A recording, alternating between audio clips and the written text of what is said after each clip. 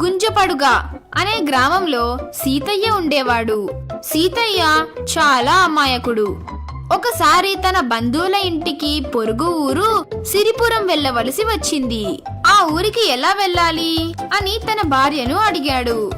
ఆమె ముక్కుసూటిగా వెళ్ళండి అంది. ఓహో, ముక్కుసూటిగా వెళ్ళాలంతే కదా అనుకుంటూ బయలుదేరాడు. ముక్కుసూటిగా పోతుండగా ఒక మర్రి చెట్టు అడ్డం వచ్చింది. సీతయ్య చెట్టు ఎక్కాడు. కాని దిగడం ఎలాగో తెలియలేదు. ఎవరైనా వచ్చి సహాయం చేయకపోతారా అని ఎదురు చూశాడు. దూరం నుండి ఒక ఎడ్ల బండి వస్తుండడం గమనించాడు. ఆ బండి రామయ్యది. బండిలో ఉన్న అతన్ని సీతయ్య గుర్తుపట్టి బిగ్గరగా పిలిచాడు. ఆ కేకలకు రామయ్య బండి ఆపి, సీతయ్య, ఏమైంది? ఆ చెట్టు ఎందుకు ఎక్కావు అని అడిగాడు. మర్రి చెట్టు తన మార్గంలో ఎలా అడ్డం వచ్చిందో చెప్పి దాటి వెళ్లేందుకు చెట్టు ఎక్కానని సీతయ్య చెప్పాడు.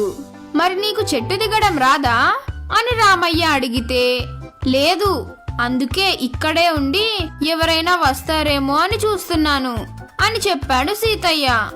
నువ్వేమి గాబరా పడకు, మెల్లగా ఊడలు పట్టుకొని జారు, నేను బండిపై నుండి నిన్ను అందుకొని దింపుతాను అన్నాడు. రామయ్య బండిపైన నిలబడి సీతయ్యను మెల్లగా దింపుతుండగా సీతయ్య ఏ మెల్లగా మెల్లగా అనడం మొదలు పెట్టాడు. దాంతో ఎడ్లు ముందుకు కదిలాయి. ఇద్దరు డామ్ మని కింద పడ్డారు. రామయ్య సీతయ్య ఒకరి మీద ఒకరు పడ్డారు. రామయ్య కాలు బెనికింది. సీతయ్యకు పెద్దగా గాయాలేమీ కాలేదు. అయ్యో రామయ్య, గాయం బాగా తగిలిందా అని అడిగాడు. అప్పుడు రామయ్య సీతయ్యతో, పుణ్యానికి పోతే పాపం ఎదురైనట్లు నీకు సహాయం చేద్దామనుకుంటే నాకు గాయమైంది. సరే, అంతా నా కర్మ అన్నాడు. బెనికిన స్థలంలో నూనె రాస్తే తగ్గుతుంది అంటూ సీతయ్యకు డబ్బులిచ్చి దుకాణానికి వెళ్లి నూనె తీసుకొని రమ్మన్నాడు. సరే అని సీతయ్య దుకాణానికి వెళ్ళాడు. షావుకారు నూనె గిన్నెలో పోసి ఇచ్చాడు. తననందరూ తెలివి తక్కువ వాడంటారని సీతయ్య జ్ఞాపకం తెచ్చుకొని ఆ షావుకారిని, నూనె ఇంతేనా, కొసరు ఏమి పొయ్యవా అని అడిగాడు. అప్పుడు షావుకారు, గిన్నె నిండుగా ఉంది, కొసరు పోసేందుకు ఖాళీ లేదు కదా అన్నాడు. కొసరు పోయడం తప్పించుకోవాలనుకుంటున్నాడు అనుకొని, చూడు, ఈ గిన్నె అడుగు భాగం లొట్టగా ఉంది, ఇక్కడ పోయి అని గిన్నెను వంచాడు. అంతే, అతని తెలివి తక్కువ తనానికి షావుకారు నవ్వుకున్నాడు. ఏంటి నవ్వుతున్నావు? నవ్వితే కొసరు అడగననుకున్నావా? ఎలాగైనా పోసి తీరాల్సిందే అన్నాడు. షావుకారు ఆ గిన్నె అడుగు భాగం లొట్టలో నూనె పోశాడు. సీతయ్య దానిని చాలా జాగ్రత్తగా పట్టుకొని రామయ్య దగ్గరికి వచ్చాడు. సీతయ్య, ఏమిటి గిన్నెను బోర్లించి పట్టుకొస్తున్నావు? నూనె తేలేదా అని అడిగాడు. తేకేం, ఇదిగో చూడు, ఇది కొసరు మాత్రమే, అసలు నూనె గిన్నెలో ఉంది అని గిన్నెలో నూనె చూపబోయాడు. అంతే, ఆ కొసరు కూడా కింద పడిపోయింది. రామయ్య సీతయ్య తెలివి తక్కువ తనానికి జాలిపడి, సీతయ్య, ఎలా బతుకుతున్నావయ్యా? 10 మందిని చూసి తెలుసుకోవాలి అన్నాడు.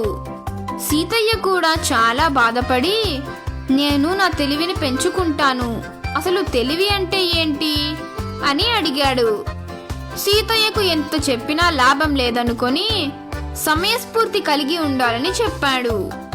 రామయ్య కుంటుకుంటూ మెల్లగా వెళ్ళిపోయాడు. సీతయ్య సమయస్ఫూర్తి గురించి ఆలోచిస్తూ ప్రయాణం కొనసాగించాడు.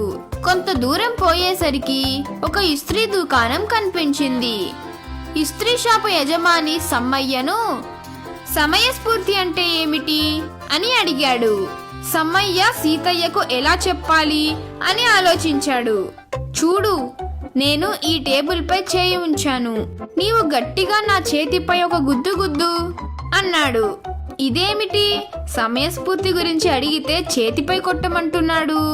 ఒకవేళ ఇతను చెప్పినట్లు చేయకుంటే సమయస్ఫూర్తి గురించి చెప్పడేమో అనుకొని సీతయ్య ఒక గుద్దు గుద్దాడు.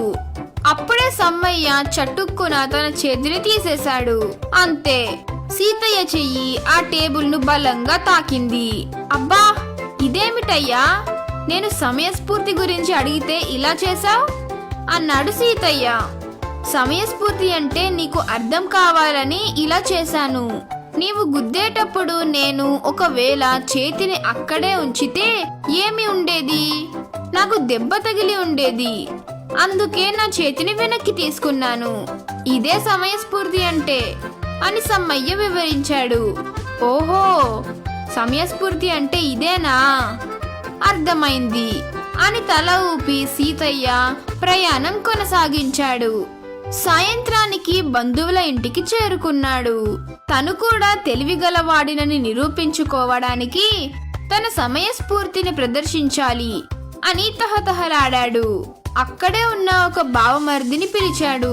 అతను, ఏం బావా, ఏమిటి అంటూ వచ్చాడు. నీకు సమయస్ఫూర్తి అంటే ఏమిటో చూపిస్తా చూడు అంటూ టేబుల్ కోసం వెతికాడు. కానీ అక్కడ టేబుల్ కనిపించలేదు. నేను నా చేతిని ముఖంపై ఉంచుకుంటాను, నీవు బలంగా నా చేతి మీద గుద్దు అన్నాడు. తన బావ సంగతి అతనికి బాగా తెలుసు. అతను చెప్పినట్లు చేయకపోతే ఏమనుకుంటాడోనని ఒక గుద్దు గుద్దాడు. సీతయ్య తన సమయస్ఫూర్తిని ప్రదర్శించడానికి తన చేతిని ముఖంపై నుండి తీశాడు. అంతే,